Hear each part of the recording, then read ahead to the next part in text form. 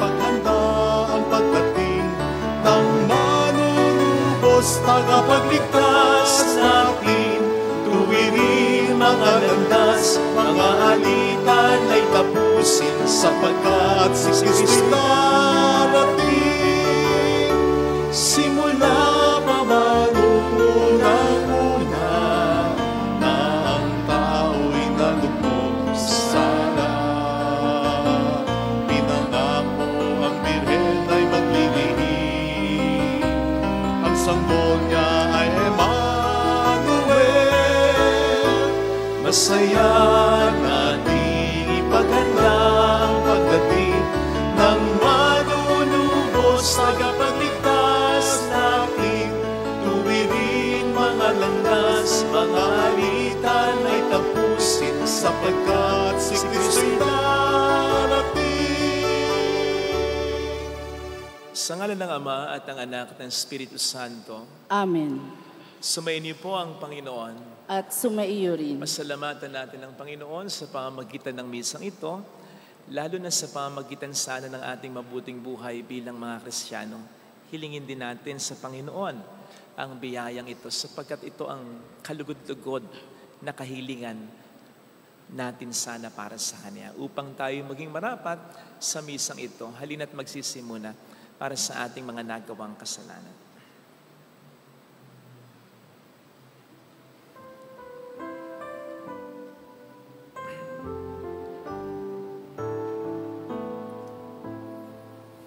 Ikaw na nag-aalis ng mga kasalanan ng mundo, Panginoon, maawa ka sa amin. Panginoon, maawa ka sa amin. Ika'y tagahilom namin makasalanan, O Kristo, maawa ka sa amin. O Kristo, maawa ka sa amin. Ika'y tagapamagitan ng Diyos at ng bayan, Panginoon, maawa ka sa amin.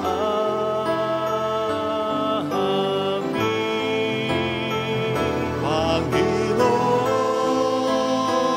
maawa ka sa amin.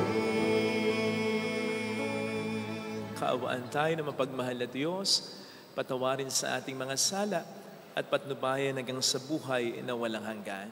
Amen. Iyuko natin ang ating ulo, maaaring ibulong sa Panginoon ang ating intensyon. Kasama sa intensyon ng mga OFW, ang mga tumutulong sa atin, ang mga may sakit at ang mga nag-aalaga sa kanila. Dasal natin ang pagbuti ng kalagayan, Sister Terry, Father Check, Father Luciano, Leon Shekefara, Juliet, Alona, Karina, Rudy, Doktora, Baby. Manalangin tayo. Ama naming makapangyarihan, ngayong malapit na ang Pasko ng pagsilang ng iyong anak, kaming mga lingkod mong hindi karapat-dapat ay tangkilikin nawa sa pag-ibig ng iyong salita, na nagkatabang tao sa sinapupunan ng mahal na Birhen at nanahan sa aming piling kasama mo at ng Espiritu Santo, magpasa walang hanggan. Amen.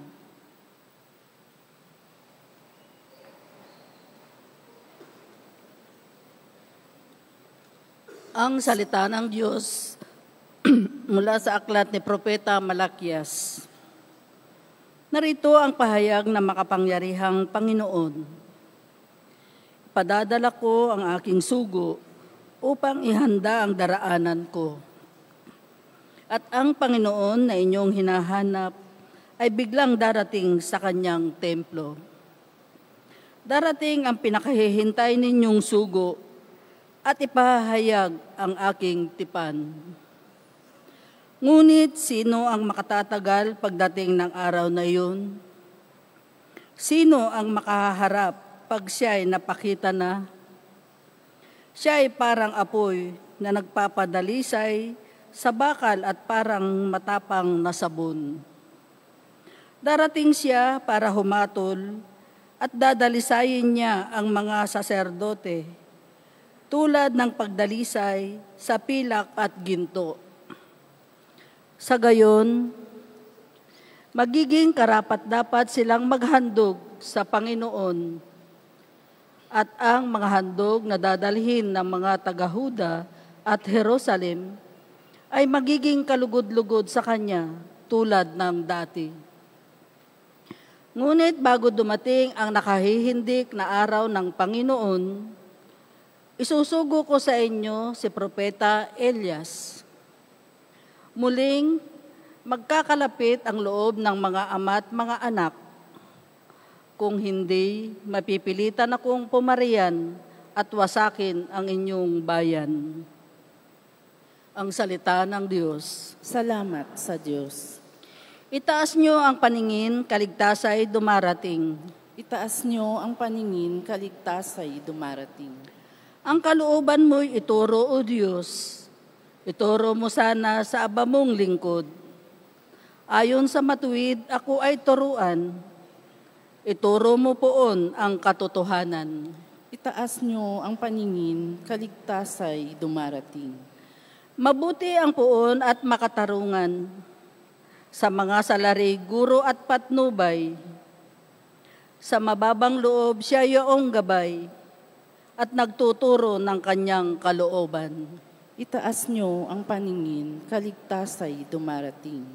Tapat ang pag-ibig, siyang umaakay sa tumatalima, sa utos at tipan. Sa tumatalima, siya'y kaibigan at tagapagturo ng banal na tipan. Itaas niyo ang paningin, kaligtasay dumarating.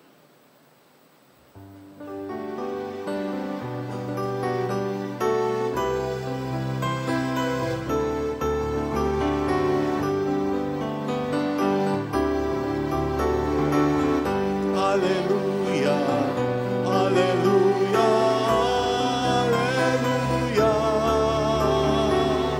alleluia, alleluia, alleluia, alleluia. Aling batong patulupang sa liga ng sambayanan, halina't kami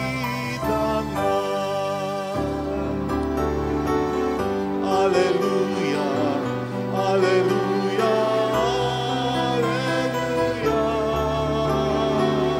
alleluia, alleluia, alleluia, alleluia.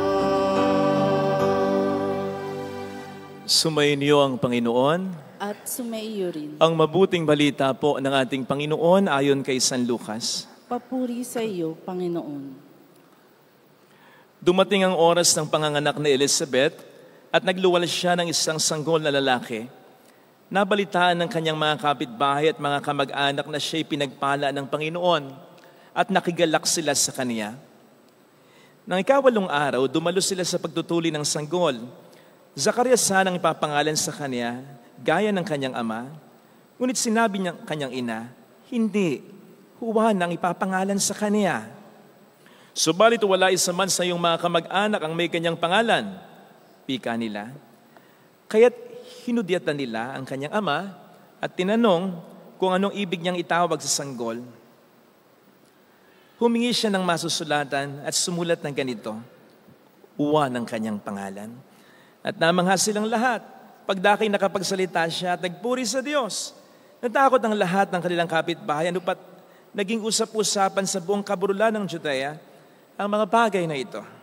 Pinakaisip-isip ito ng lahat ng nakaalam at ang kanilang tanong, magiging ano nga kaya ang batang ito? Sapagkat maliwanag na sumasa kaniya ang Panginoon. Mga kapatid, ang mabuting balita ng ating Panginoon. Pinupuri ka namin, Panginoong Hesukristo. Welcome sa Our Lady of Lazaret, Quasay Parish, kung saan ayos lang umiyak at samahan tayo ng mahalay na sa pag-iyak at sa pagdarasal upang maging maayos ang lahat. So narinig po natin ang panganganak ni Elizabeth. Narinig natin sa Ebanghelyong binasa natin. At gaya ng sinabi po dito, nabalitaan ng kanyang mga kapitbahay at mga kamag-anak na siya'y pinagpala ng Panginoon. Kaya nakigalak sila sa kanya. Bakit nga? Pareho silang thunders ng mag-asawa. Siya baog pa. Nakahabol pa ng isa. Alam naman po siguro natin na sa kulturang Hudyo, napakahalaga ng anak. Kapag wala kang anak, iisipin, isinumpa ka. Hindi ka mahal ng Diyos. May kasalanan ka, o ang magulang ninyong mag-asawa, ang lahi ninyong mag-asawa. Hindi lang sila binigyan ng anak, ito'y lalaki pa. Na sa pananaw, lalo na dati ng mga Hudyo, ay napakahalaga. Sinasabi nga na kapag may mga anak, excited ang lahat. Kapag lalaki, may kasiyahan. Pag babae, sakto lang, hindi ganong masaya. Sapagkat para sa kanila, ang anak na lalaki ang mas mahalaga. So hindi lang pinagkalooban ng anak. Kahit matanda na, ito'y lalaki pa. At kung ipupush pa nga po natin, ito'y si San Juan Bautista pa. Kung i-contextualize po natin ang kalagayan ni Elizabeth at Zacarias noon, sa konteksto natin ngayon, pwede kong sabihin, daig pa nila yung nanalo ng solo ng jackpot prize sa Megaloto. Ganon katindi yung pagpapala sa kanila. Kaya, ulitin ko po uli, sapagkat dito iikot ang ating pagninilay para sa araw na ito. Nakigalak ang kanilang mga kapitbahay at kamag-anakan sa kanya. Ang tanong ko lang, habang pinagninilayan ko po ito, ay nagagalak sila ngayon dahil ang mag-asawa ay magkakaanak na, lalaki pa. Pero nasa saan kaya sila noon? Nang ang mag-asawa ay wala pang anak. For the longest time, kahit isa. Sa mga pagkakataong may iniisip na hindi maganda ang iba sa mag-asawa, sa mga pagkakataon na iniisip ng iba tungkol sa mag-asawa ay sinumpa, hindi mahal ng Diyos, nagkasala, nasa saan sila? So, ang tinatanong po natin dito ay hindi yung lokasyon nila, kundi yung malasakit sana nila, yung pangunawa sana nila, yung encouragement sana nila. Habang ito'y kailangan ng mag-asawa, nasa saan sila? Ngayon, nandiyan na sila. Natatandaan po ninyo, yung sinabi ni Elizabeth ng magbuntis siya, ginawa ito ng Panginoon upang alisin niya ang kadustaan ko sa mata ng maraming tao. Mata ng maraming tao, ng mga tao. Maliit lang naman na komunidad ang mga tao noon. So hindi kaya silang mga nakikigalak sa kanila ngayon ay bahagi rin ng mga tumitingin ng may kadustaan sa kanila noon?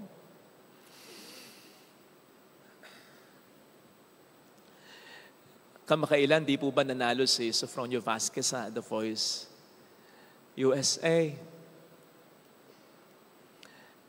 I wonder kung ilang porsyento ang mga Pilipinong sumusuporta na sa kanya sa simula pa lang. Kahit nga po siya, ang sabi niya sa isang interview, kahit isa lang yung mag-turn sa mga coaches, okay na siya. Okay na sa kanya. Kasi nakaranas siya, walang nag-turn kahit isang coach. Yun, Amerika, mag-turn lang yung isa, okay na siya. Redemption na yun para sa kanya. So, medyo alanganin din yung kumpiyansa niya. Yung pa kaya mga sumusuporta sa kanya? Yun pa kaya nakakaalam ng istorya niya? Hindi nanalo sa tawag ng tanghalan yan Hindi nanalo sa The Voice Philippines yan Ilan kaya yung sumusubaybay at sumusuporta sa kanya nung nagsisimula pa lang siya, nung audition pa lang? Siguro marami na. Pero sinisigurado ko sa inyo, na hamak na mas malaking porsyento yung mga Pilipinong sumuporta sa kanya nung siya nasa finals na, lalong-lalo na nang siya manalo pa.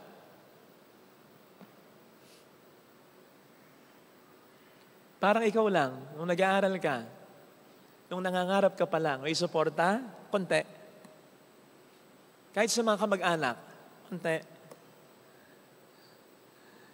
Nung nagsisimula ka pa lang magnegosyo, magtrabaho, may suporta, may believe na, may bilang ka na, may halaga ka na. Manghiram ka ng sasakyan, pinapahiram ka na, nang maluwag sa kalooban nila. Di ba? Parang hindi pa. Pero iba na nung gumraduate ka at board passer ka pa. Iba nung kilala ka na o kaya may sinasabi ka na. May narating ka na Accomplish ka na kahit paano. Biglang naging iba rin ang pagtrato nila sa'yo. All of a sudden, mahalaga ka na. All of a sudden, kinukonsulta ka na. Pag may reunion kayo ngayon, nako, iniistima ka na. Tinitingnan ka na, tinititigan pa. Manghiram ka, pahiramin ka agad. Something like that. Di ba nakakatawa? Kasi baligtad. Kung kailang nasa ibaba ka, na kailangan mo ng suporta. Lalo lang, mula sa pamilya, mula sa mga kamag-anak mo. Wala o konti lang ang suporta. Kung kailangan mo talaga. Kung kailang medyo okay ka na, accomplish ka na, sa kababaha ang suporta, ang pagkilala, ang pagkapahalaga, ano yun? Ayon panganda mo o hindi na kakainin ng kabayo. Kaya siguro po, ang isa sa mahalagang puntong sinasabi sa atin ngayon ng ating Ebanghelyo, wag natin kakalimutan. Yung mga taong nandiyan na simula pa lamang, na hindi tayo pinabayaan, na naniniwala sa atin, na tumulong sa atin. Those who really helped us while others kept making excuses. Si LeBron James ay mayroong bodyguard. Pangalan niya ay si Diego. May mga nagsasabi dati na hindi dapat kinuhang bodyguard dito, lalo lang na para sa isang superstar na si LeBron James kasi kinakailangan mas professional yung mga bodyguards. Walang ganyan nung una. Si Diego. Pero hinire pa rin ni LeBron James para kumita ng mayroong $1 milyon kada taon. Interestingly, si Diego ay childhood friend pala ni LeBron. And as a child, madalas daw mabuli noon si LeBron, coming from a broken family yata or from a single parent family. At si Diego, ang nagtatanggol sa kanya. Hanggang sa binigyan pa nga daw si LeBron James ni Diego ng isang laruan at yun ang simula talaga ng kanilang pagkakaibigan. Fast forward, nagkahiwalay sila. Si LeBron naging NBA superstar while si Diego ay medyo napahamak, napariwara ang buhay, nagkautang-utang. Hindi naman daw humingi ng tulong si Diego kay LeBron. Kusa lang na nalaman ni LeBron kasi nalaman ng nanay ni LeBron James at yung nanay niya ang nagsabi sa kanya. At ang ginawa agad ni LeBron is search for Diego, paid all his debts, lahat ng utang, and hired him. Pine-verify ko kung totoo. Wala naman ako makita ng article na nagsasabing hindi ito totoo. Ang daming mga TikTok as regards this. Pero, totoo man o hindi, ito ang punto. Huwag mong kakalimutan yung mga tao na sa simula pa lang ay nandyan na para sa'yo. Yung matyagang nagturo sa'yo kahit ang tagal mong matutaw. Yung naniwala agad sa'yo kahit mas maraming tao ang dihamak na mas angat kay sa'yo. Yung pag nagkamali ka o pumalpa ka, hindi ka nanalo sa isang patimpalak, seryosong magsasabing, okay lang yan, brad. Okay lang yan, sister. Bawi uli tayo. Yung gumawa ng paraan, makapag-provide lang sa iyo ng decente kasuotan para maging decente, competitive ka lang. Yung nagpahiram sa iyo ng sasakyan para mapunta ka sa dapat mong puntahan. Yung nagpautang sa iyo na parang bigay na lang. Yung nakasama sa mga simpleng kwentuhan at tawanan. Yung nakasalo mo sa pagkain kahit salo lang kayo sa ulam. Yung nag-alaga ng mga anak mo habang nagtatrabaho ka, habang nakikipagsapalaran ka, yung inalagaan ng mga anak mo na inalagaan talaga na parang itinuring na kanyang mga sariling anak. Sino man yan, ito man ay kasambahay, o yan man ay nanay mo, o yan man ay kapatid mo, huwag mo kakalimutan yan, brad. Huwag mo kakalimutan yan, kapatid. Yung taong tumulong sa iyo nang walang pakundangan habang yung iba ay, pasensya na, wala busy rin maraming dahilan. Yung mga taong pinahiram ka, ano man yan, lalong-lalo na pera. Pero ang naging kapalit mula sa iyo dahil gipit ka pa, ay mga salitang, salamat na lang. Pero buong puso nilang tinanggap ng maluwag sa kanilang kalooban. Kapatid, wag mong kakalimutan yung mga tao ngayon. Sapagkat sila yung sinugo ng Diyos para maabot mo ang mga pangarap niya para sa iyo. Natatandaan niyo yung sinasabi sa Biblia na kapag sinimula ng Diyos, tatapusin niya. At para matapos yun, para malubos yun, maglilinyag talaga siya ng mga tao sa buhay mo na makatutulong sa iyo. Kung papaanong ang demonyo gagawa ng paraan para magpadala sa iyo ng mga masasamang impluensya ng mga taong nega para ilayo ka sa linya na ikatutupad ng pangarap mo, mas lalong ang Diyos ay magbibigay ng mga tao na tutulong sa iyo, na magandang impluensya sa iyo, na magpapalakas ng loob mo, na magpo-provide ng necessary help na kailangan. Huwag na huwag mong kakalimutan ng mga taong ito. Sapagkat ito yung mga taong most likely ay mas totoo. Yung simula pa lang ay kasama mo na, hindi yung sa huli nilang nakasama. Sapagkat yung mga nasa huli, nakakasama mo ngayon, nakakatsokaran mo ngayon, nakakabargada mo ngayon, meron ka na kasi. Paano kung mawala yan? Sila pa kaya ang nasa paligid mo. Pero yung mga taong sa simula pa lang, kahit hindi ka kilala, kahit wala ka pa, ay nandiyan na. Ay, kahit bumalik ka uli sa dati, sila pa rin most likely ang makakasama mo. May mga tao na ganito. Huwag nating ipagpapalit at kakalimutan yung mga taong ganito. Ngayon, worst comes to worst, huwag naman sana na magkalabuan kayo, na magbago siya. Huwag mo siyang papatulan. Kahit sinusumbat niya sa iyo, yung mga nagawa niya. Marahil, dala lang ng damdamin niya, marahil nabubulagan lang siya, marahil may mga nagbubulong lang sa kanya, hayaan mo siya. Kung kinakailangan mong depensahan yung sarili mo, sa mga bagay, kung meron man siyang sabihin dito to, gawin mo. Depensa. Pero not in a way na gagawa ka ng masama, para gantihan siya.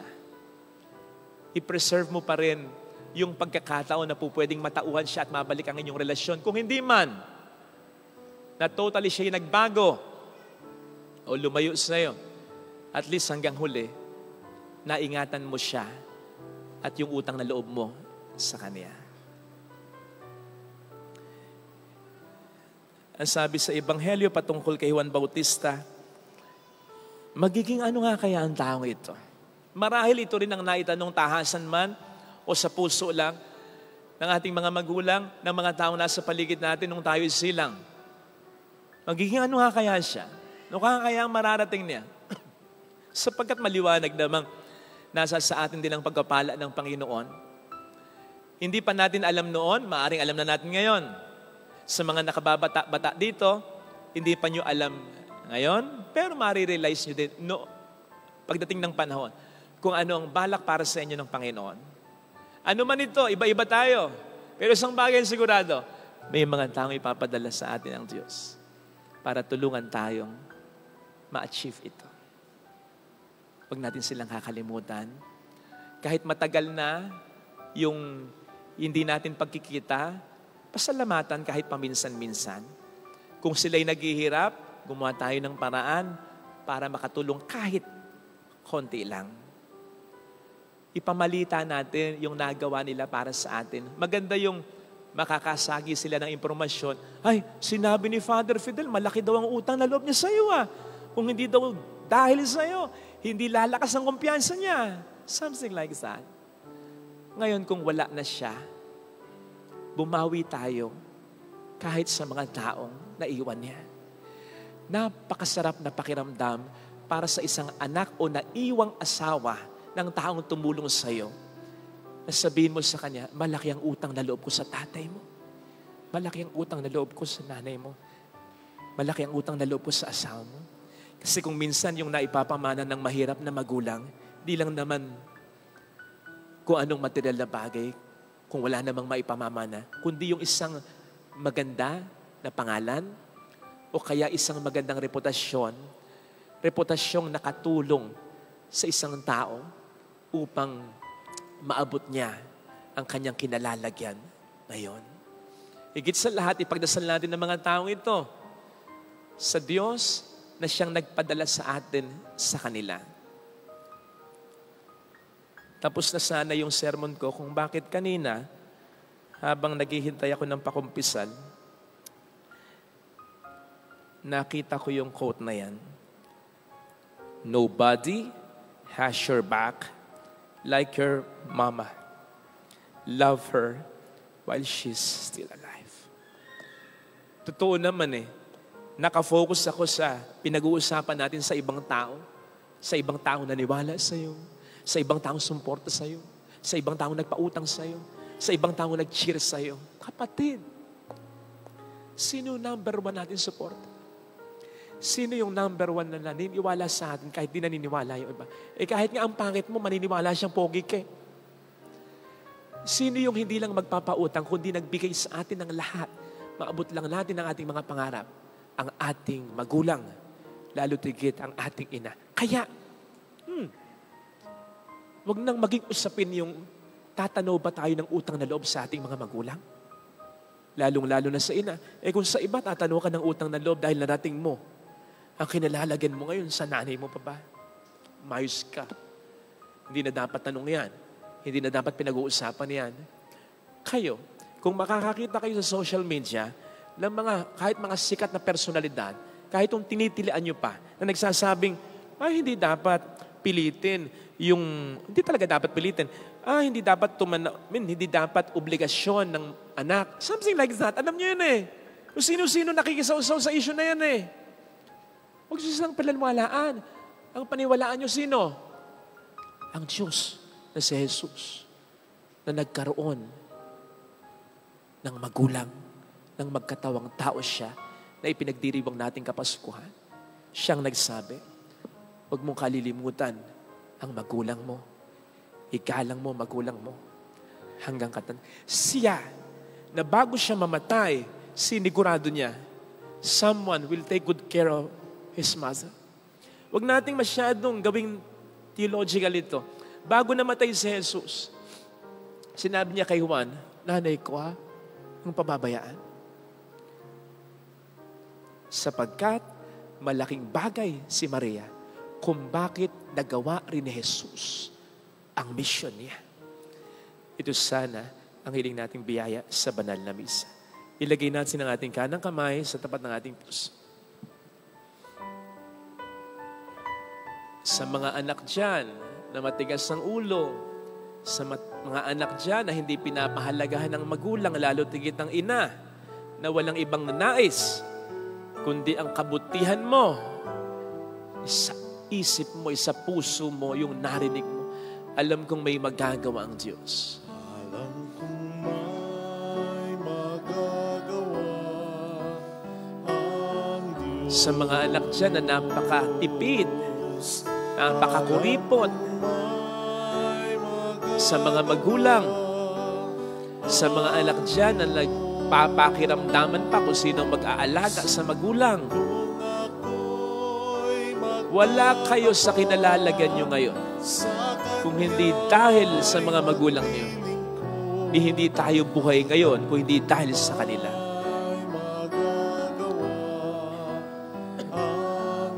Alam kong di rin ng Diyos ang sabi, sapagkat mahal niya ako. Alam kong di rin ng Diyos ang samo ko. Sapagkat anak niya. Oo, may kahinaan ng magulang. Minsan nagmumura pa. Minsan may mga masakit na nasasabi. Pero sana ang mag-focus ka sa mga mas magaganda at hamak na dakilang ginawa nila. Sapagkat hindi manenegate ng mga pangit na kalidad nila yung mga sakripisyong ginawa nila. Ipikit natin ang ating mga mata. Panginoon, tulungan mo akong tumanaw ng utang na loob, unang-una sa iyo. Tama na mahirap ang buhay, may mga problema, pero hindi ko maikakaila. Napakarami mong grasya sa akin. Napakalaki ng utang na loob ko sa iyo. Salamat, Panginoon, ha? Tulungan mo ko na ito lagi ang makita para maging mahirap para sa akin ang magkasala. Nasaktan ka. Tulungan mo rin na tumanaw ng utang na loob ang mga anak sa mga magulang nila. Ang mga kapatid sa mga tumulong sa kanilang kapatid. Maging ang mga magulang na may mapagmahal na anak. Hallelujah! Hallelujah! Matutong lumingon sa pinagkakautangan ng loob. Siya ay muling babalik sa atin. Maging mapagpasalamat. Hallelujah! Purihin ang Diyos. Hallelujah! Sa takdang panahon ay babalik ang Panginoon upang tayo ay kunin. Tapat siya sa kanyang mga pangako sa atin. Sabihin mo sa sarili mo, mayroong magandang mangyayari sa iyo. Higit pa sa inaasahan. Sapagkat mahal ka ng Diyos, pakatandaan. Kung lalapit ka kay Jesus, maring matagal, maring mahirap, pero magiging maayos din ang lahat. Mas pinagpapala ang taong mapagkumbaba at ang taong mapagkumbaba marunong tumanaw ng utang na loob. Ang taong hindi marunong magpasalamat o tumanaw ng utang na loob, mayabang at ayaw ng Diyos yan. Lalo na kung ating pagyayabangan ay ang ating mga magulang. Papuri sa Ama at sa Anak sa Espiritu Santo. Kapara ng sa unang-una ngayon, magpakailanman at magpasa walang hanggan. Amen.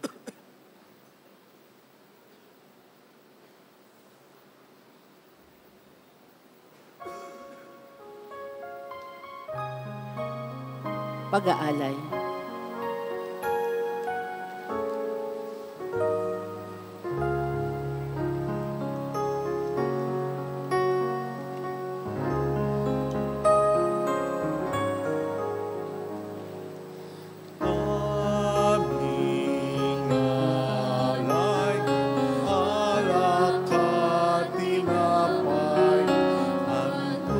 Sa iyong dambana, nagbi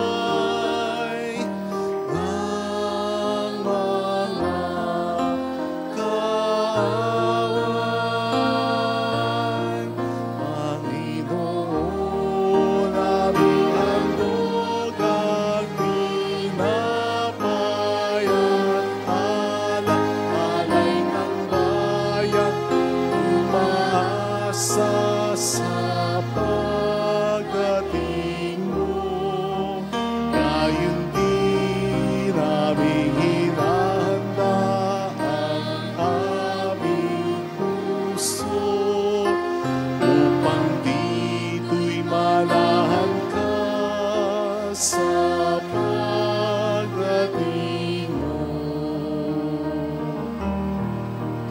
Ang muli lang lupain malaang nagtigang ay muling nagsasaya.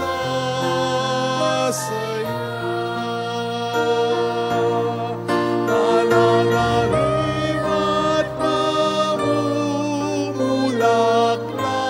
ang ilan, at ito'y awit sa tuwa. Panginoon, aming handog ang tinapay at alak, alay ng bayan, umaasa sa pagdating mo, gayon din aming hinahanda ang aming puso upang dito'y manahan ka sa pagdating mo.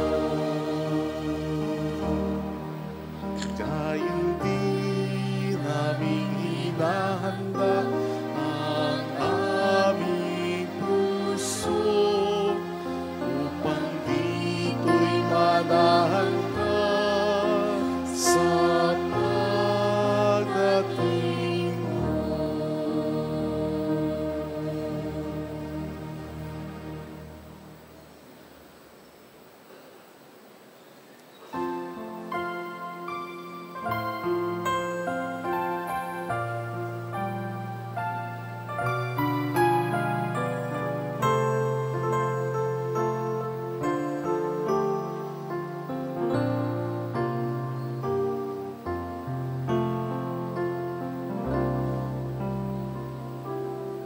Alay namin sa iyong pagdating, kabutihan, pag-asa, mga pusong tapat. Samo namin na iyong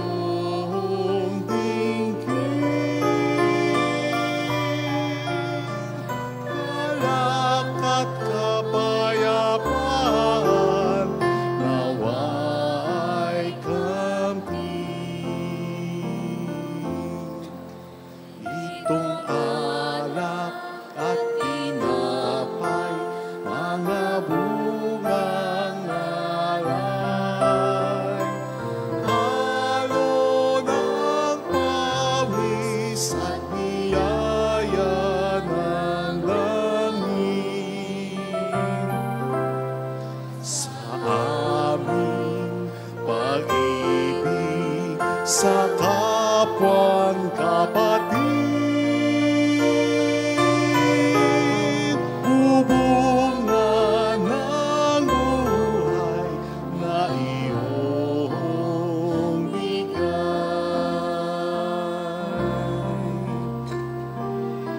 Alay namin sa iyong pagdating, kabutihan, pag-asa, mga pusong tapat. Samo namin ay iyong dinggin, galak at kapayapaan, nawa'y kamtin. Itong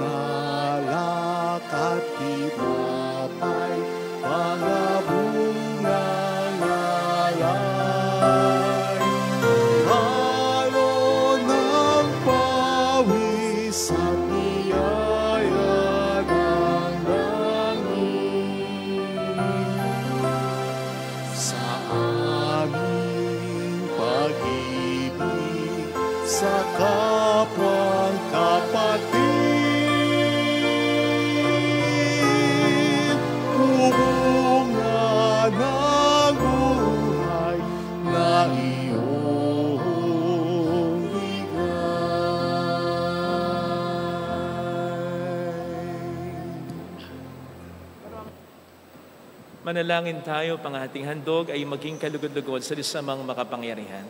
Tanggapin nawa ng Panginoon itong paghahain sa iyong mga kamay sa kapurihan niya at karangalan sa ating kapakinabangan at sa buong sambayanan niyang banal. Ama naming lumikha, ang paghahain ito na nagdudulot sa amin ng ganap na pagsamba sa iyong kadakilaan ay maging lubos nawang pakikipagkasundo namin sa iyo upang maipagdiwang namin ng may dalisay na loob ang pinagbubuhatan ng aming manunubos. Sa pamamagitan niya, kasama ng Espiritu Santo magpas sa walang hanggan. Amen. Sumayin niyo po ang Panginoon. At sumaiyo Itaas sa rin. Diyos ang inyong puso at diwa. Itinaas na namin sa Panginoon. Pasalamatan ng ating Panginoong Diyos. Marapat na siya ay pasalamatan. Ama naming makapangyarihan, tunay nga pong marapat na ikaw ay aming pasalamatan sa pamamagitan ni Jesucristo na aming Panginoon. Ang pagsusugo mo sa Kanya ay pinahayag ng lahat ng mga propeta. Ang pagsilang niya ay pinanabikan ng mahal na bireng Kanyang inang tunay sa kapangyarihan ng Espiritong Banal. Ang pagdating niya ay lilahad ni San Juan Bautista sa Kanyang pagbibinyag. Ngayong pinaghahandaan namin ang maligayang araw ng Kanyang pagsilang, kami nananabik at nananalangin lubos na makaharap sa Kanyang kadakilaan. Kaya kaisa ng mga anghel na nagsiawit ng papuri sa iyo ng walang humpay sa kalangitan, kami po'y nagbubunyi sa iyong kadakilaan.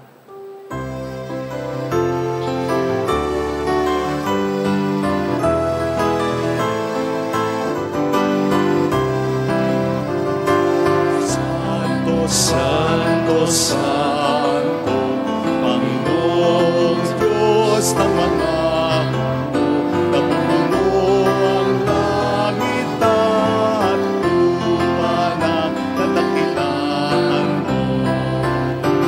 Hosana, Hosana, Hosana sa kaitaasan.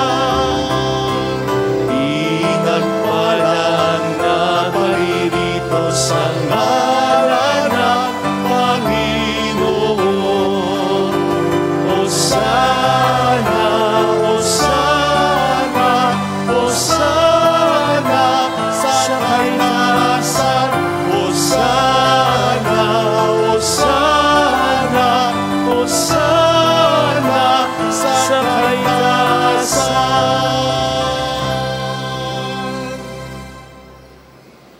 Ama naming banal, ikaw po ang bukhal ng tanang kabanalan, kaya't sa pamamagitan ng iyong Espiritu, gawin mo pong banal ang mga kaloob na ito upang para sa amin ay maging katawan at dugo ng iyong anak, naming Panginoong Hesukristo. Bago niya pinagtiis ang kusang loob na maging handog, hinawakan niya ang tinapay, pinasalamatan kaniya, pinaghati-hati niya iyon, niabot sa kaniyang mga alagad at sinabi, "Tanggapin ninyong lahat ito at kanin. Ito ang aking katawan na ihahandog para sa inyo."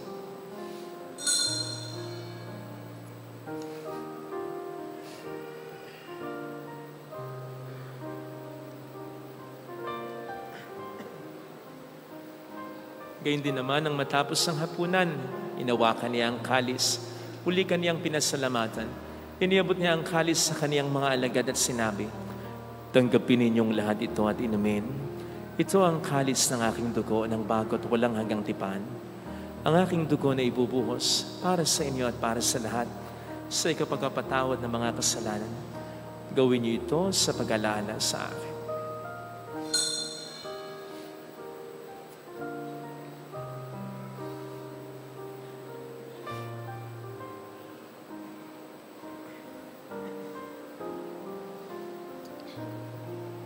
Ang misteryo ng ating pananampalataya.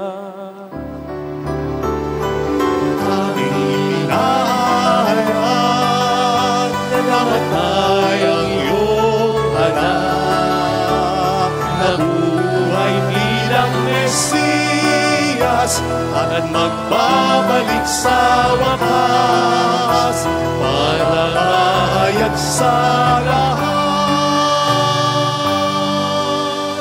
Ama, ginagawa namin ngayon ang pag-alaala sa pagkamatay at muling pagkabuhay ng iyong anak. Kaya iniaalay namin sa iyo ang tinapay ng buhay at ang kalis ng kaligtasan. Kami po'y nagpapasalamat dahil kami iyong minarapat na tumayo sa harap mo para maglingkod sa iyo. Sinasamo namin kami na magsasalo sa katawan at dugo ni Kristo, ay mabuklod sa pagkakaisa sa pamamagitan ng Espiritu Santo. Ama, lingapin mo ang iyong simbahang laganap sa buong daigdig. Puspusin mo po kami sa pag-ibig. Kay San Francisco na aming Papa ni Dennis, na aming Obispo at ng Tanang Kaparian, alalahan mo po ang mga kapatid naming nahimlay nang may pag-asang sila'y muling mabubuhay, lalo na pong aming mga ipagdarasal. Saglit tayong yumuko at ipagdasal ang ating mga minamahal na yumao.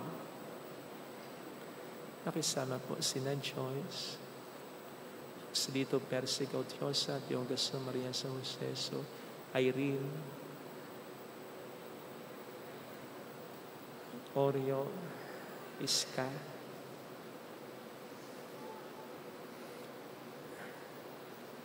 Monsignor Mar, Monsignor Rani, Father Toti, Benjaminelli, Alfredo, Mark, Ricky, Elsie, David, Corio. Ganun din ang lahat ng mga pumanaw. Kawan mo sila at patuloyin sa iyong kaliwanagan. Kawan mo at pagkintapatin kaming lahat na makasalo sa iyong buhay na walang wakas. Kaysa ang mahal na birhan ng Lasalet, ang ina ng Diyos, isanuse ang kabiyak ng kanyang puso lahat ng mga banal na namuhay dito sa daigdig ng kalugod-lugod sa iyo. May pagdiwang naman namin ang pagpupuri sa ikararangal mo sa pamamagitan po ng iyong anak, na aming Panginoong Hesukristo. Sa pamamagitan ni Kristo, kasama niya at sa Kanya, ang lahat ng parangal at papuri ay sa iyo, Diyos Ama, makapangyarihan, kasama ng Espiritu Santo, magpasawalang hanggan.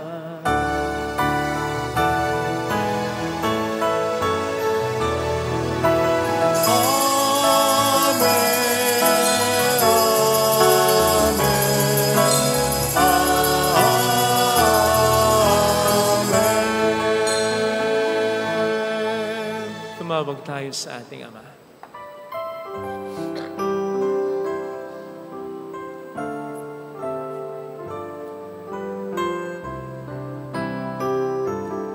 Ama namin, sumasalangit ka, sambahin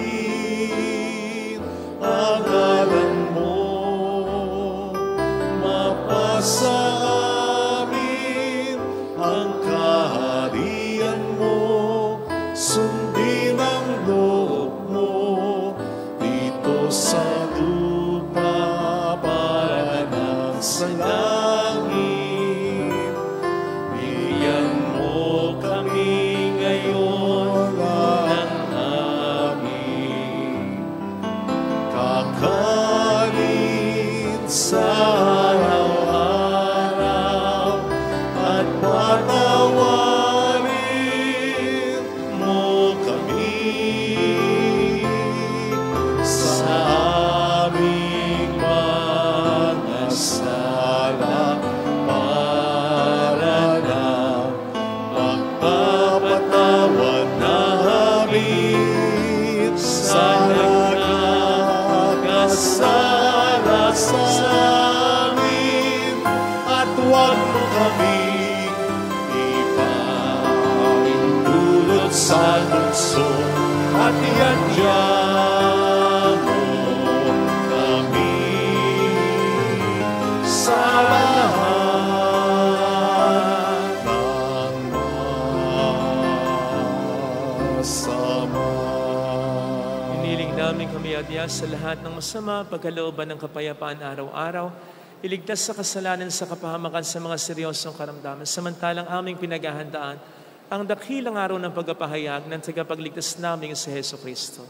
Sapagkat iyo ang kaharian, ang kapangyarihan at ang kapurihan magpakailanman. Amen. Panginoong Hesukristo, sinabi mo noon, sinasabi mo rin sa amin ngayon, kapayapaan ang iniiwan ko sa inyo, aking kapayapaan ang binibigay ko. Tunghayin mo ang aming pananampalataya, huwag ang aming pagkakasala, Pagkalooban mo po kami ng kapayapaan at pagkakaisa-ayon sa iyong kalooban, kasama ang Espiritu Santo magpasa walang hanggan. Amen. Ang kapayapaan ng Panginoon ay sumainyo daw ang lahat. At sumaiyo rin. Magbigayan tayo ng kapayapaan sa isa't isa. Kapayapaan po. Espiritu.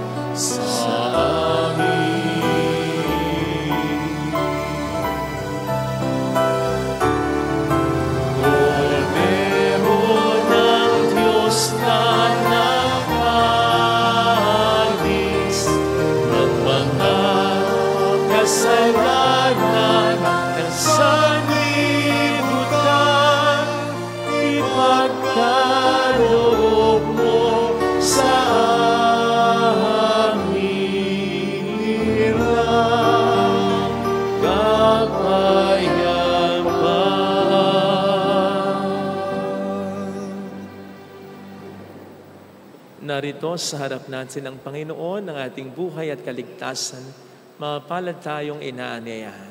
Panginoon, hindi ako karapat-dapat na magpatuloy sa iyo, ngunit sa isang salita mo lamang ay gagaling na ako.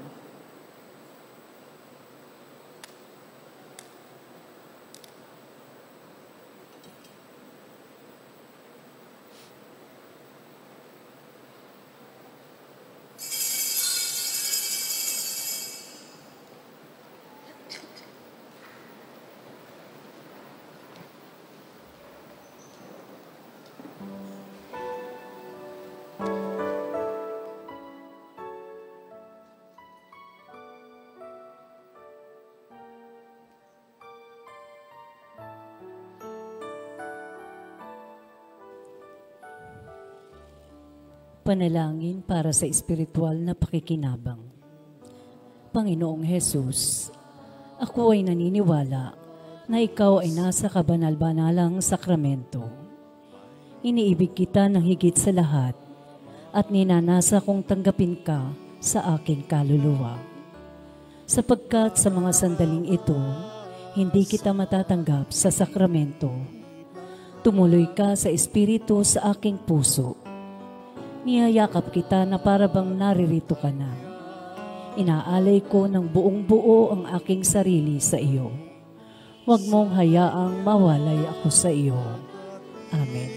Liwanag niya'y maglilingling, ililigtas ang buhay natin. Sa kanyang pagdating, pag-ibig niya'y makakamtan. Kaligtas ay naghihintay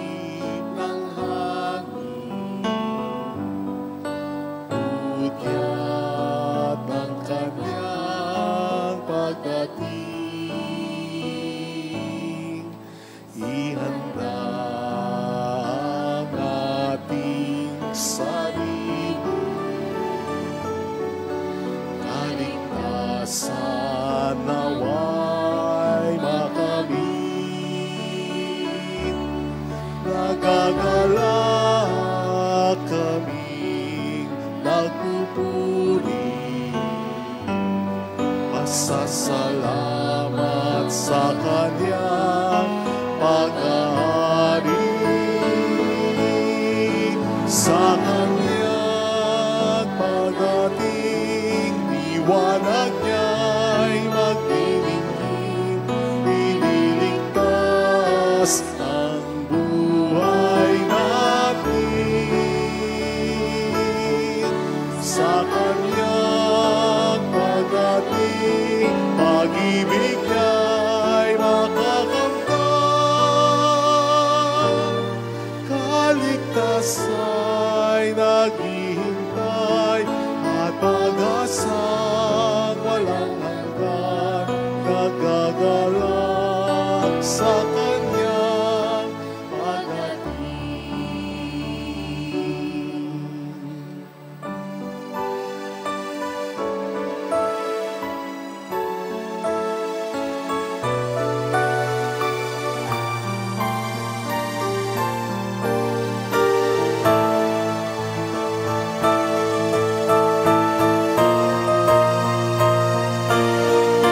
Sa Kanyang pagdating, liwanag niya'y nagdidingding, ililigtas ang buhay natin. Sa Kanyang pagdating, pag-ibig niya'y makakamtan. Kaligtasa'y naghihintay at pag-asang walang hanggan, magagalak sa Kanyang pagdating.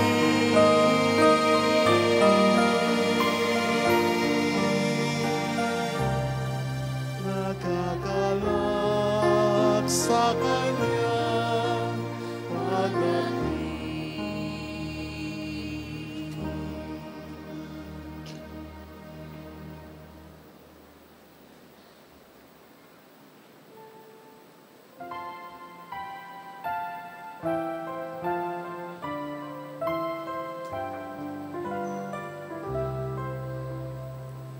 Sa langit ay narinig ang mga awitin, ang lahat ng anghel ay nangagdiriwang, ang mga nagtatanong na pastol na kawan ay napukaw sa kanilang pagkahinlay.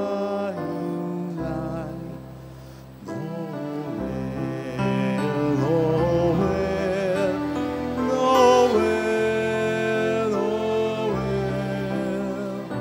Sumilang ang hari ng Israel, sumikat sa silangan ang talang makinang, nagbigay liwanag sa sandaigdigan. Yaon ang siyang tanda na bagong silang, ang buong tutubo sa sangkatauhan.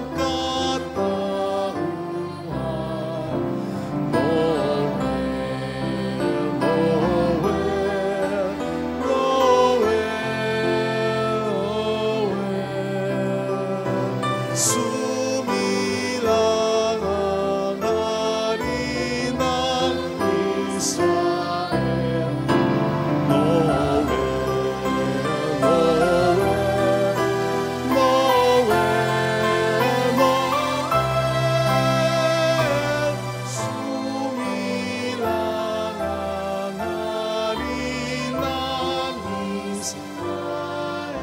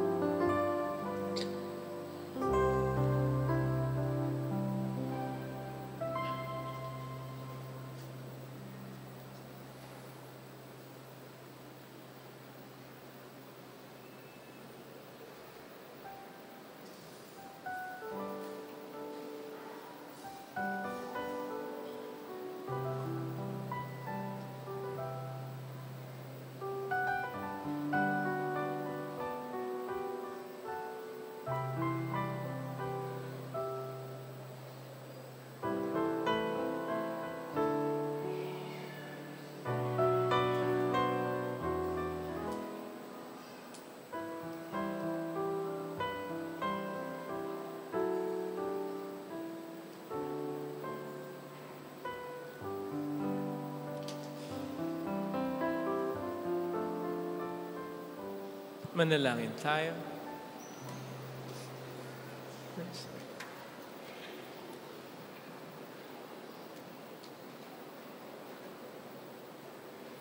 Ama naming mapagmahal, kaming pinapagsalo mo sa piging na banal ay pagkalooban mo ng iyong kapayapaan upang kami makapaghintay at makasalubong ng may ilawang nagdiringas para sa pagdating ng iyong pinakamamahal na anak na namamagitan kasama ng Espiritu Santo magpasa walang hanggan. Amen. Holy God, Holy Mighty One, Holy Immortal One. Have mercy on us and on the whole world. Holy God, Holy Mighty One, Holy Immortal One. Have mercy on us and on the whole world. Holy God, Holy Mighty One, Holy Immortal One. Have mercy on us and on the whole world. Jesus, King of Mercy, We trust in you. alalahanin, Alalahanin, O mahal na Birhen ng Lazaret, ina ng pag-asa, ikaw ang nagpaalala sa aming magbalik loob sa Ama. Ito ang nagpapatunay na ang kagandahang loob mo'y nanatiling busilak. Sa pag-aaruga mo sa amin, tungkulin mo'y tinupad. Sa paanan ni Kristo'y itinuring kaming mga tunay mong anak, kaya ninais mong ni isa'y huwag mapahamak. Maging sa iyong walang tigil na pananalangin, pati luhay pumatak. Huwag namang mawala ng saysayang iyong paghihirap. Hiling nawa namin sa iyo, o aming inang liyag, na matapos ang pakikibaka namin sa mundong ito, at sa pananatili naming tapat kay Kristo, sa kapurihan mo'y makibahagi kaming ganap, upang kung nasaan ka ngayon, ay maparoon din kaming lahat, at ang kaganapan ng kaluwalhatian ng Diyos Amay, tuluyang matupad siya nawa. Mahal na Birhen ng Lazaret, tagapagkasundo ng mga makasalanan. Ipanalangin mong walang patid kaming mga dumudulog sa iyo. Maraming salamat po sa inyong pakikiisa at sa mga tulong na binibigay po ninyo. Gayon din ang mga kasama natin na nagsisimba online. Congratulations sa mga nakatagpos. Purihin natin ang Panginoon.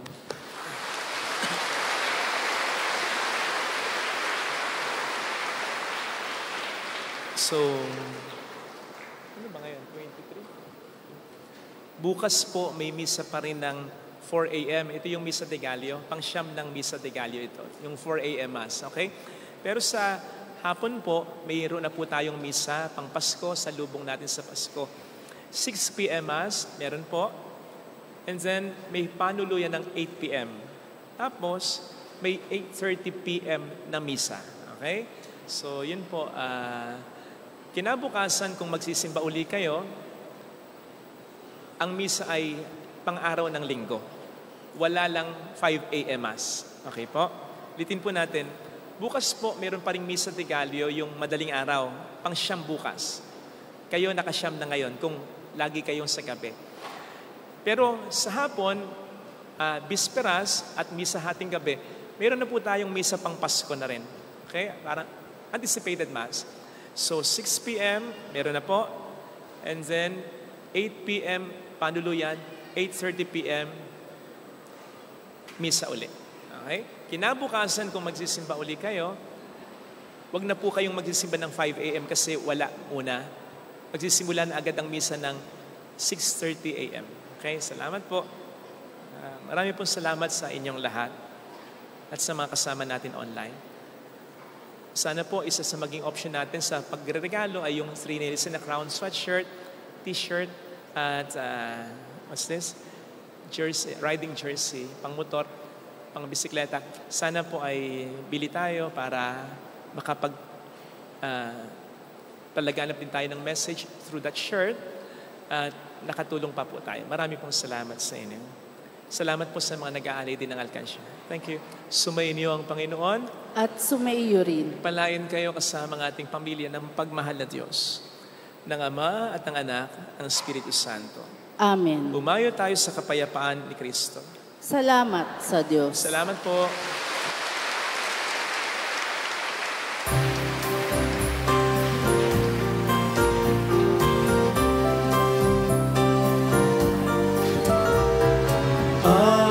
Aming iniaalay ang pag-ibig na walang kapantay. O kay sarap mabuhay kung may nagmamahal, pagmamahal na tunay at laging dalisay. Ang Birhen kong umibig ay walang singkamis, pagsintang sa dalinis, sa iyo hanggang langit. O Birhen, Birheng mahal, sa awit at sa dasal,